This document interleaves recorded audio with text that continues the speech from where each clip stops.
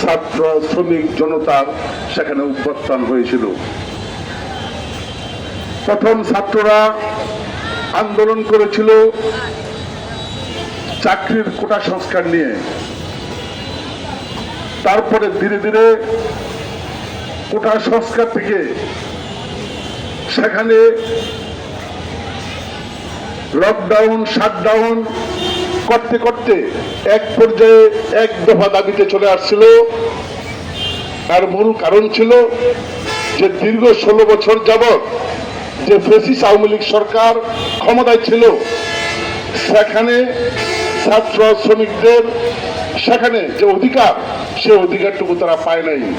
2023 সালে শ্রমিকরা যখন 24,000 টাকা মজুরি ছিল, তখন 12,000 টাকা ঘোষণা করলো, তখন শ্রমিকদেরকে গুলি করে হত্যা করা হলো।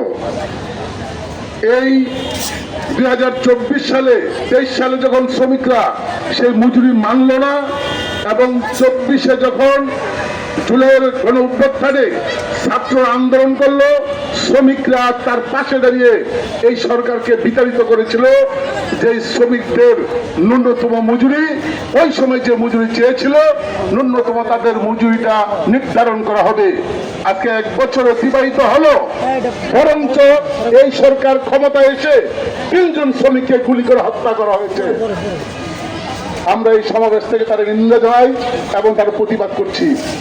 সংগ্রামী বন্ধুগণ, আজকে শ্রমিকদেরকে এই আন্দোলন সংগ্রামে ছাত্রদের পাশাপাশি সবচেয়ে বেশি জীবন দিয়েছে শ্রমজীবী মানুষ।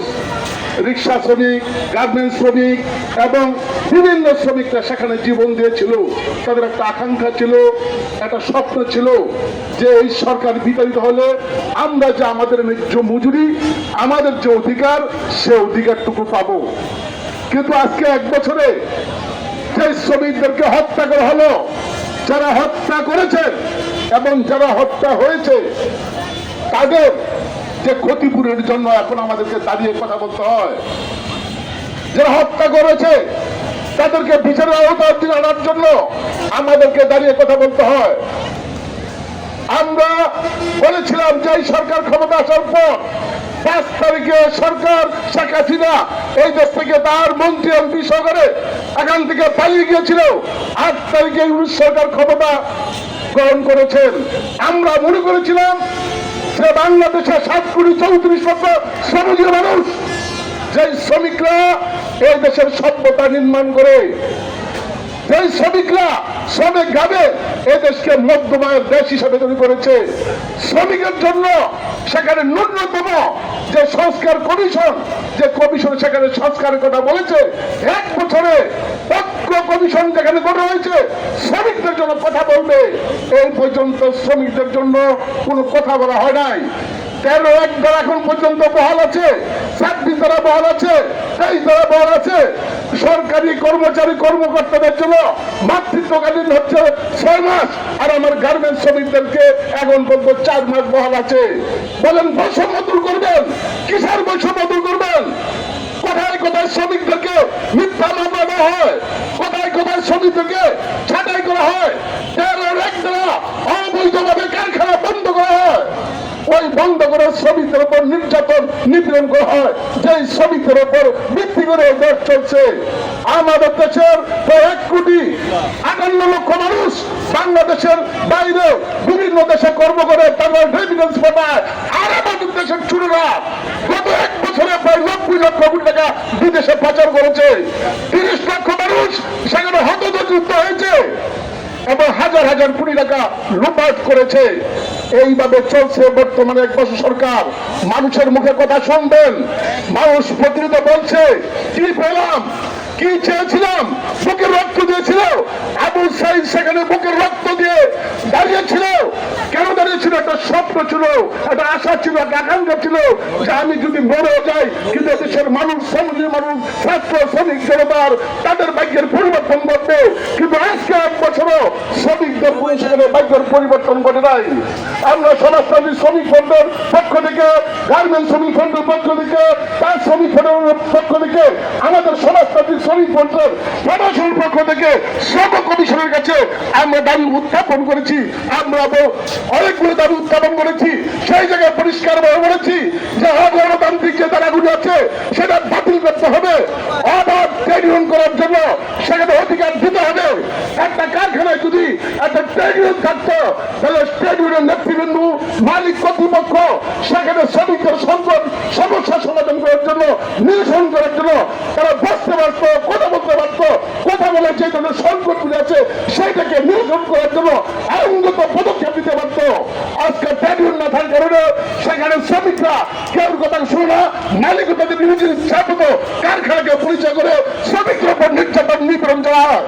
সংগ্রামী বন্ধুগণ, শ্রমিকরা কারখানায় কাজ করতে চায়, শ্রমিকরা কাজ করে বেঁচে থাকতে চায়। আমরা আইএফএস এর উদ্দেশ্য বলবো অবিলম্বে 13 যে কারখানা বন্ধ করেছেন অবিলম্বে কারখানা খুললেন এবং শ্রমিকদেরকে কাজ করার মতো কর্ম পরিবেশের ব্যবস্থা করবেন।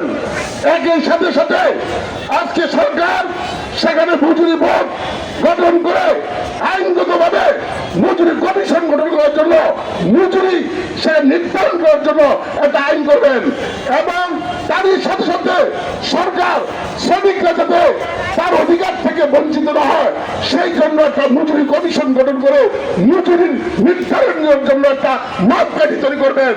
আমরা সমাজতান্ত্রিক শ্রমিক ফ্রন্টের পক্ষ থেকে পরিষ্কার ভাবে বলতে চাই, এই শ্রমিকরা শ্রম দেয়, কাম দেয়, এই শ্রমিকরা শ্রমের উপর ভিত্তি করে বাংলাদেশ দাঁড়িয়েছে। আমাদের দেশের কৃষক, প্রবাসী শ্রমিক, গার্মেন্টস শ্রমিক, আমাদের সমস্ত শ্রমিকের উপর ভিত্তি করে বাংলাদেশ দাঁড়িয়েছে।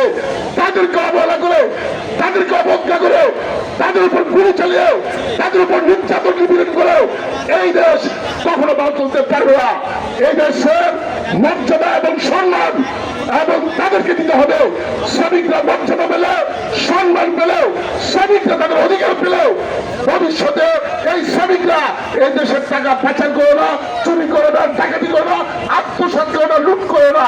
যারা লুটপাট করে, দুর্নীতি করে, এই দেশের টাকা পাচার করেও অবিলম্বে পাচারকারীদেরকে গ্রেপ্তার করে ওই শ্রমজীবী মানুষের যে ন্যায্য ইচ্ছা সেই ন্যায্য ইচ্ছা দেওয়ার জন্য আমরা আহ্বান জানাবো।